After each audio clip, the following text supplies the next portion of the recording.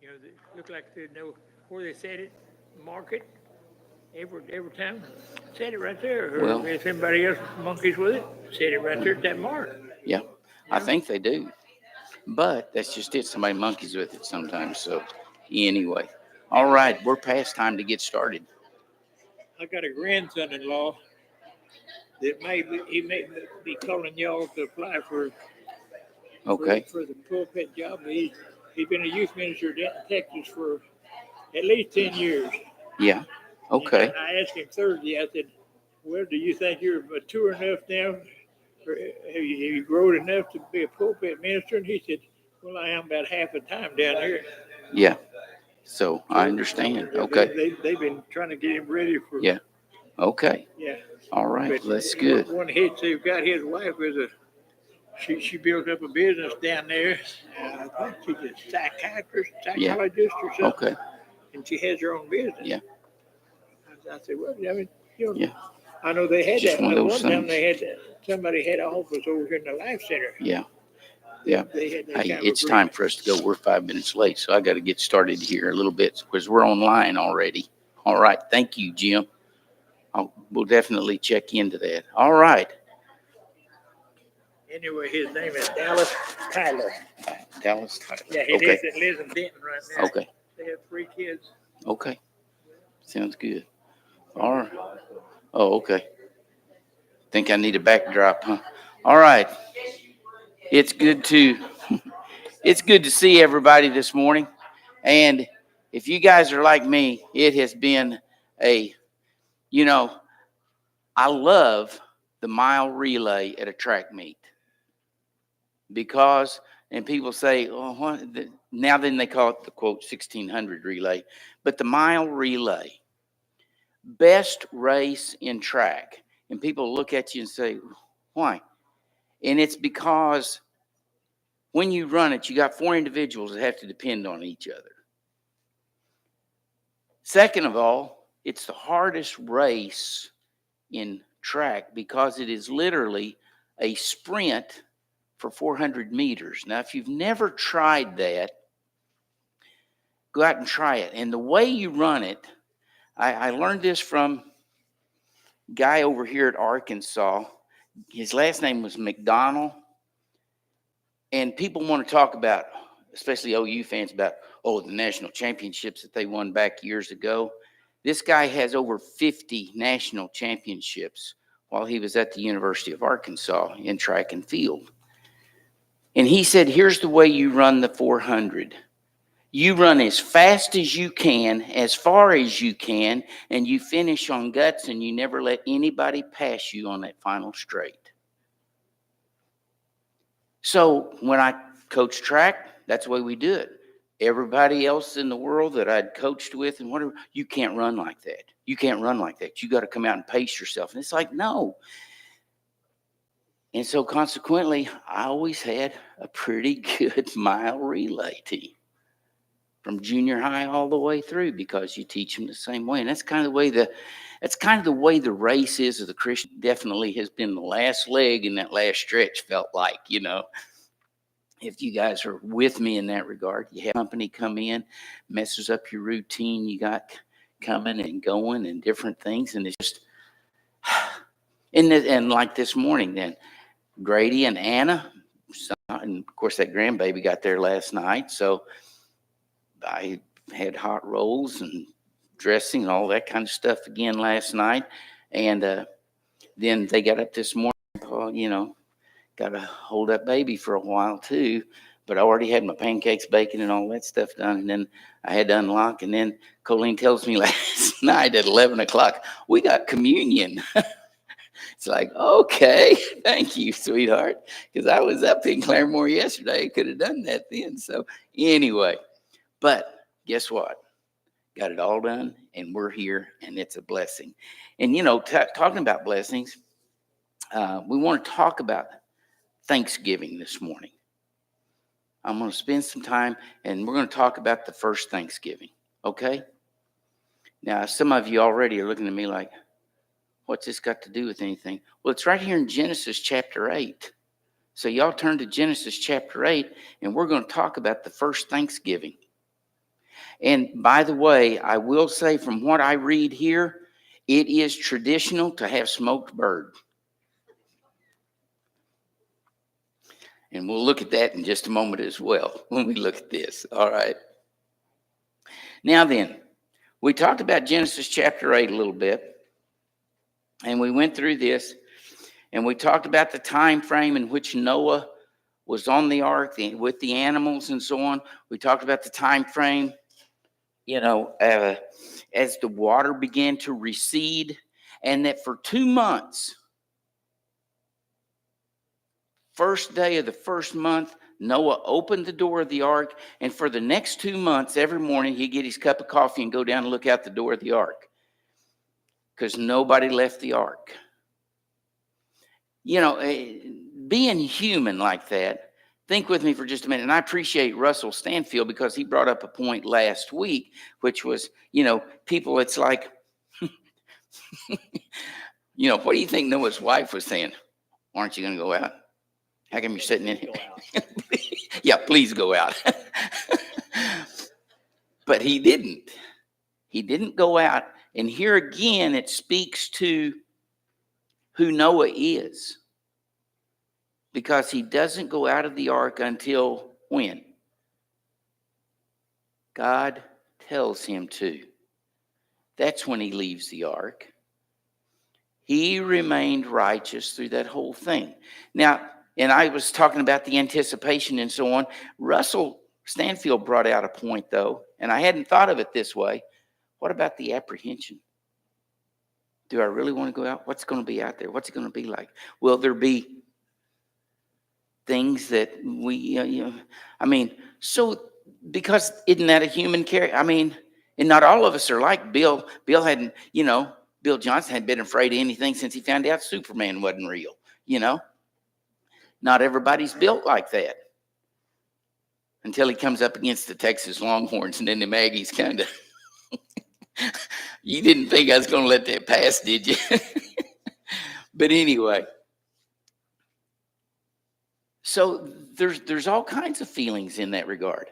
The door's open, but when you look out there, it's like, wait a minute, that's different. It ain't the same world that they went in. That's exactly right. And say that a little bit louder, Anthony. It's not the same world as it was when they went in the ark. It's not the same as when we left that ark and you pull that door up and now that door's down. It's like there is a major difference in what they see. All right? If you will, everything is clean. Can you imagine walking out into the world and everything is clean? God purified it. How did he purify it? With water.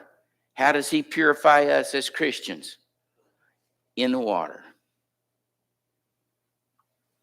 It all goes together. All right? Now then, real quick, before I forget this, because I already forgot it. Somebody lost an earring. Jerry tried to claim it, but not letting him have it. So if that is yours, it's up here on the corner of the table. And you can pick that up later. All right. So then we find out, and I love the way chapter 8 starts. Then remembered Noah. And it says that God caused a wind to blow. Now, once again, it's one of those deals where it's like, okay, the further a wind moves across the surface of open water, the bigger the waves are. There ain't nothing to break the waves when God causes this wind to come. Was there any tossing and turning maybe on that ark a little bit from the waves and so on? We don't know, but we know the effect of wind on water and with nothing there to break up the wind so that the waves crash and all that kind of, but we don't know. But it's just one of those things to think about, right? And so he tells him to come out. And then we noticed one other thing when he says that go out of the ark, you and your wife, your sons and your sons' wives. Bring out every living thing of all flesh that is with you, birds, animals, and creeping things that creep on the earth, that they may breed abundantly on the earth and be fruitful and multiply on the earth. So Noah went out, every beast and everything that moves, and the animals went out by their families. They didn't go out by twos as they had gone in, but they came out as families. So there was multiplying going on there. Now then, people have laughed at me my whole life, and made fun of me because I'm from Arkansas and all that kind of stuff. But I got news for you. People from Arkansas are very, very biblical, right? Because Noah, his 3 sons, populated the earth.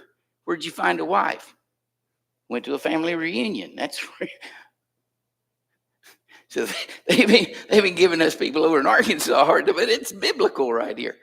Think about that for just a moment. That from one family, my 3 sons used to be a TV show. And they repopulated the entire earth. Now, as we get over into chapter 9 and 10, there's some really interesting aspects about these 3 boys that we'll look at in regards to nations that were created from their names. All right? But they came out by families. Every beast by families. Then Noah built an altar to the Lord. Now then, once again, I'm not questioning this. But there are, when you get into scholars, remember we talked about the part where they talked about the clean and the unclean, and clean and unclean is not defined until way over in the book of Leviticus and different things and so on. But Noah offered a sacrifice. Oh, let me turn that down. He offered a sacrifice. We're not told what he sacrificed. Okay? We're not told what he sacrificed. But we do know that it was a sacrifice, and it came up and smelled as a soothing aroma. And the Lord said to himself, I think it's interesting that God talks to himself. But he says to himself, I won't do that again. I will not destroy, never again curse the ground. And we leave it at that sometimes. God won't curse the ground again. No, we're not going to have flood again. Because of who? What'd you say, Carla? Man. Because of man. He doesn't say that things won't happen and so on and so forth, but he said, I won't do it because of man again. And there is a change when they come off this ark. And we'll look at this again in just a moment, so hang with me right here. And he said, I won't do this again on the account of man, because what did he do? Remember what it said? Everything in which was the breath of life. Now remember that the animals were formed from dirt. Adam was formed from dirt. It says that he brought forth the animals from the earth. He took a handful of dirt and formed Adam. We asked the question, well, then where was man and woman that he created in 26? And also then in verse 28, and we'll look at that in just a moment. All right? Won't do it again on account of man. And this next one breaks your heart as a Christian, because that's who we are. For the intent of man's heart is evil from his youth. And I will never again destroy every living thing as I have done, because man is evil from his youth. That's a sad resume for each of us. And so God understands what is in place in order to reconcile man. Now remember what we said the word reconcile means? What does it mean? give worth to. Jesus reconciled us because he gave us worth. We have worth in the sight of God only through Jesus, because without Jesus, what are we? We're evil. God knows that. Now then, verse 22, I've always taught this as a science teacher. Well, if that, and I'll teach my grandkids and anybody else that'll listen. Verse 22 debunks all this stuff about global warming and change and blah, blah, blah, blah, blah, blah, blah. It's over. Don't go any further. And if you're a Christian, you please understand. Look at God, believe in God, trust in what he says, because if you don't believe this next verse, then what do you believe?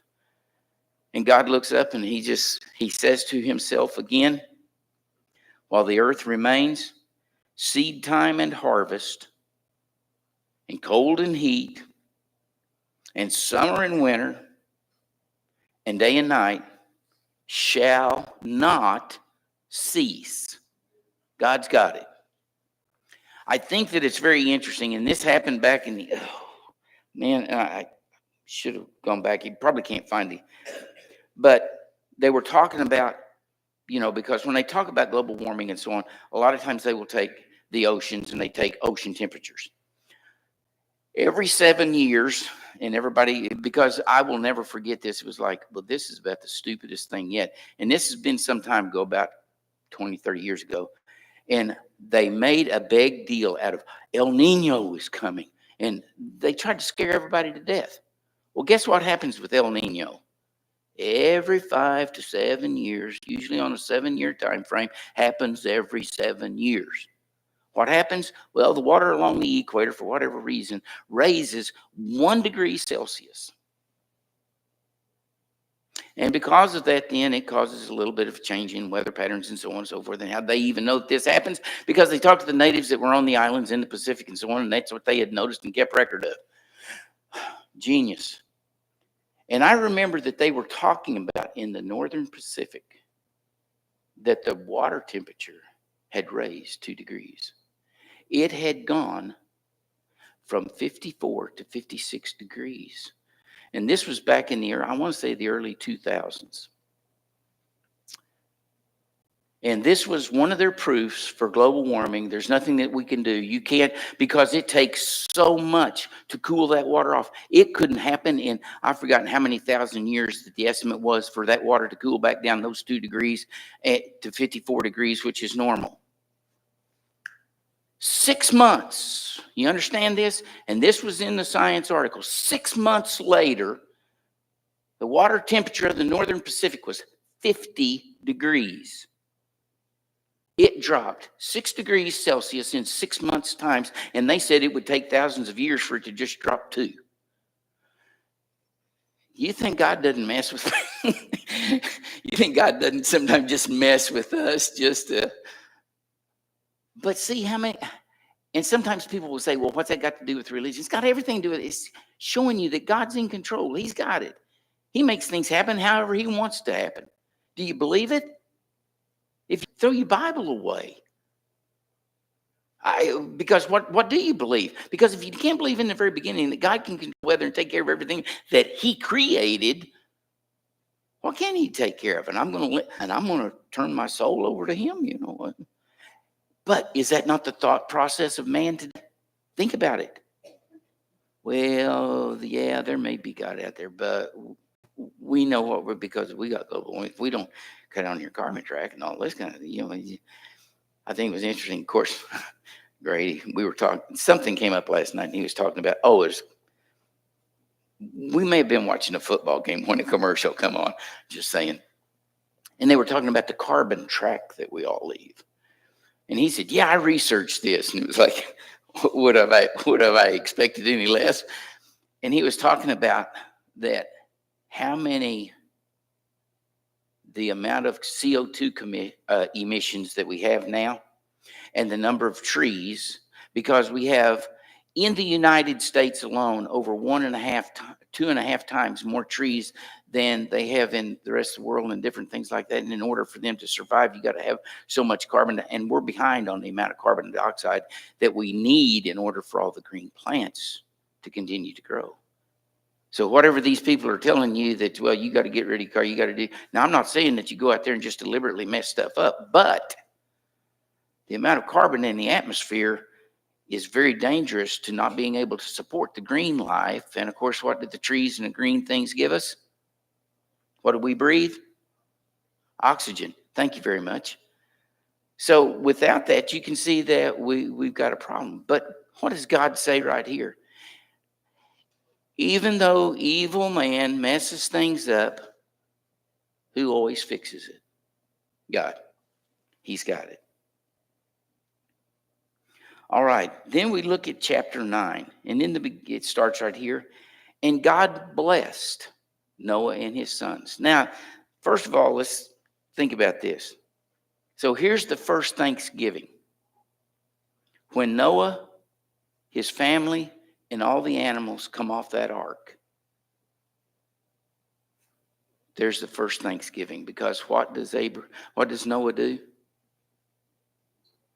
He offers a sacrifice. He offers up thanksgiving that God found him, not his rest, found him righteous. And because of his righteousness, his family was saved. And because his family was saved, when he came off that ark, he gave thanks to God. And it's like I heard one gentleman talk and said, Thanksgiving is my favorite holiday of the year. And he said, because it truly is man's feeble attempt. The one thing, if you really look at it, man's feeble attempt.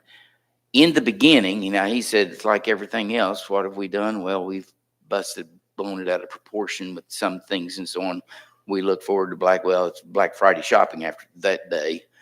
But he said, in the beginning, Thanksgiving was man's feeble attempt to acknowledge and thank God for what he had and what he had done for them, as we know from the beginning of this, as we talk about, and now then you got to be politically correct and all that kind of stuff, but it's the pilgrims that landed here and survived. If you've never been to that area where they landed, Plymouth Rock, and you go through there and you start looking at the memorials and you look at the headstones that are there and the names of the people that died in that first year that they were there. How could you look and you think, how could you be thankful? But they had survived. God had brought them and given them, if you will, kind of like Noah, a new life. Now, what are you going to do with it? And Thanksgiving was man's attempt to give thanks to God in this regard. So there was our first Thanksgiving. It's when Noah and his family came off the ark and they offered up sacrifice to God. And like I said, smoked meat has been a necessity from then on. Well, actually, all right. And he said to them, be fruitful and multiply and fill the earth. Now, this next verse, this is where we're going to go back over into chapter 1. The fear of you and the terror of you will be on every beast of the earth and on every bird of the sky, with everything that creeps on the ground and all the fish of the sea. Into your hand they are given. Stop. Does anybody flip back over in chapter 1 verse? It's after verse 26. I think it's in verse 27, 28. What does it say there, Carla? In chapter 1, verse 27, 28, right there. Somebody got that? Huh? It's in verse 29. I'm sorry. What does it say in chapter 1, verse 29?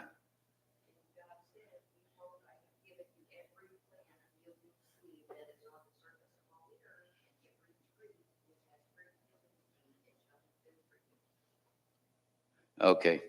Hang on here.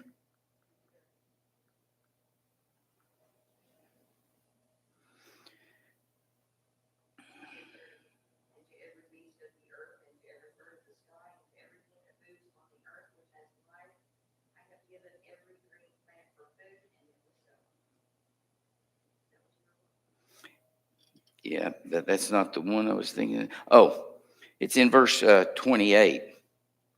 It's in verse 28. God blessed them and said to them, be fruitful, multiply, fill the earth, and rule over the fish of the sea, the birds of the sky, and over every living thing that moves on the earth. Well, now, wait a minute. I thought, then why did he repeat that then in chapter 9? I thought he'd already given them that. Who's he talking to right here? This was the male and female he created. Like I said, there's things that are a little bit different, because then he comes back in chapter 9. And now then, who does he pass this to? Now he passes this to man. The man that he created, made, formed from dirt. He said, in the fear of you now. So he passed this down. Now then, he tells them, and here's the other important thing that we look at. And this verifies what we had said, that before the flood, everything was a vegetarian, because then in verse 3 of chapter 9, he says, everything, every moving thing that is alive shall be food for you. I give all to you as I gave the green plant. So now then, he has changed man's diet. Not only now is he no longer just a vegetarian.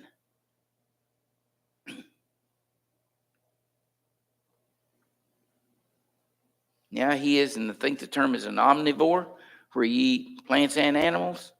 Is that right?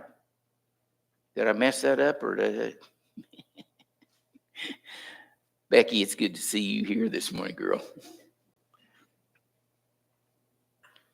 Only, here's the thing, and he gives another thing that is still carried out in every house in the world, slaughterhouse. Only you shall not eat flesh with its life, that is, its blood. As soon as you kill an animal, what do we do with it? Now, I grew up on a farm, and this sounds, oh, you're so gross. No, it's just way of life. And I can remember on Friday after Thanksgiving, or even on Thanksgiving Day, we'd always be at my grandparents' house down there. Well, they had this big old oak tree and had a limb coming off of about that long, and ran out there over the old well where they had put a cap on it, and you built a fire, dug down, built a fire right there, put your barrel right there, heated your water, so when you killed a hog, you hung him in that tree, slide him in there, scald them, scrape the hair off of them, and butchered animals. But when you kill that animal, what did you do? You drained the blood out of it. Where'd it come from? Genesis chapter 9, as they come off the ark, he tells them this is how you do it, and we've done it ever since. That's the way you do it. You don't take something. And now then, when Christ was beaten, what ran out of Christ? We talk about his blood, but what was it? The life of Christ that he gave. And then, of course, then as he was hanged there and his side pierced, as that ran out, represented Christ gave his life. All right? Life was in the blood. And he says, you don't eat meat that has the blood still in it. Surely I will require your lifeblood. From every beast I will require it. And from every man's brother, I will require the life of man. Whoever sheds blood, by man his blood shall be shed, for in the image of God he made man. I want to ask you guys a question. When you read that, someone who commits murder, what did God say to do? Now, you can talk about, well, you save it. I'm going to go back and just tell you, because God made man, he knows, he's already said that he's only continually evil. And when a man commits murder, What does God say? There's no reason for that man to you take his life. I want you to look at something, and you can go back in history as far as it's written. And in any civilization, when they kept this, that civilization continued for a period of time. And when they didn't, when they got away from it, when they became God, what happened to the civilization? Jerry, you were a history teacher. What happened to it? You lose it. You think God didn't know what he's talking about? It's not your choice. It's not my choice. It's what God said to do. That commandment, I'm going to tell you, brothers and sisters, I don't know anywhere where he rebuts that.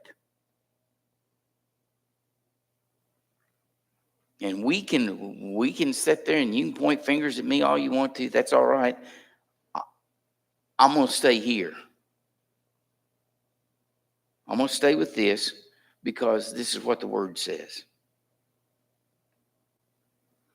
So God does not take this lightly. He said, I'm the one, and if man does it, man takes him. Plain and simple.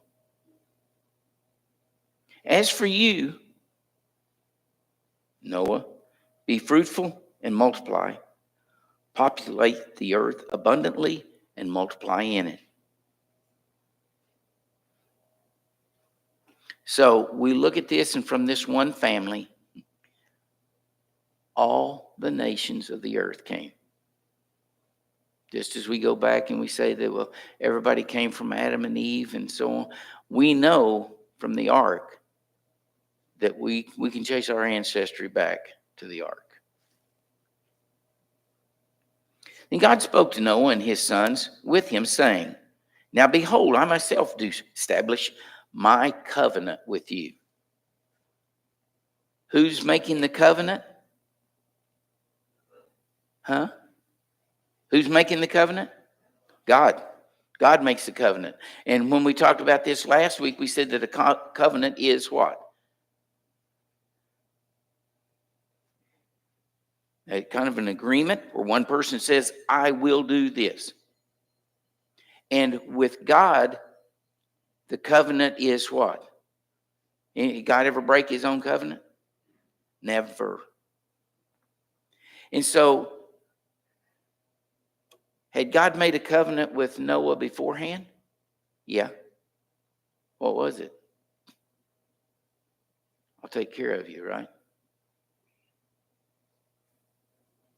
And he did. My covenant with you and with your descendants after you, and with every living creature that is with you, the birds, the cattle, and every beast of the earth with you, and all that comes out of the ark, even every beast of the earth. That's interesting to me. Because what do we think of? Dumb animals, right? They're not dumb animals, because what did God make with them right here? Did he make a covenant with them as well? Do we really stop and do we ever really stop and think about that for a moment? That in the same regard that we were made from a handful of dirt from the earth, that just like all the other animals that he brought forth from the earth as well, that we're, so can God communicate to them? Can they communicate with each? Can they? Well, the answer is yeah. One of the coolest things ever in my life. We went to Yellowstone National Park over the Christmas holidays, between Christmas and New Year's one year, Fran and Alan. You know, and your time frame is off, and of course everything's dark all the time. I woke up at 4:00, and we were staying right across the street where they have kind of like a little zoo, and they had wolves in there. And those wolves were howling. I mean, that was just, and I walked out on the balcony. And yeah, the temperature was, I think, 13 below that morning. I'm not sure, but it was like you didn't really. But over in the distance, There's another group and they're answering back. That was the coolest thing, through that cold, crisp air, to hear those wolves communicating with each other. What were they saying? Probably, it's cold and it's early, but I don't know. It's just a guess on my part. But that was so God made covenant with them as well. And I establish my covenant with you, and all flesh shall never again be cut off by the water of the flood, neither shall there again be a flood to destroy the earth. We're going to stop right there and start with verse 12 next week. And I want to say, Dana, I'm so thankful to see you this morning. And we all suffer because I looked for him this morning in that chair out front in the foyer. Perry's not here, but I know one thing: he's not suffering, and we're blessed. We're blessed to have been able to be blessed by him and all the good things that he did for so many of us and so many people. And we're thankful. That's what a Christian life is about. That promised reward. He was sitting out there looking through that door of the ark for 2 months, and now then he got to come out of the ark. He's there with God. And we're thankful for. Thank you for your attention this morning. And I appreciate all of you. And hopefully you gaining a little bit of something from this study. I don't know. I am. I've enjoyed it. And hopefully some of that has rubbed off a little bit. And I appreciate you. And let's prepare our minds now for worship.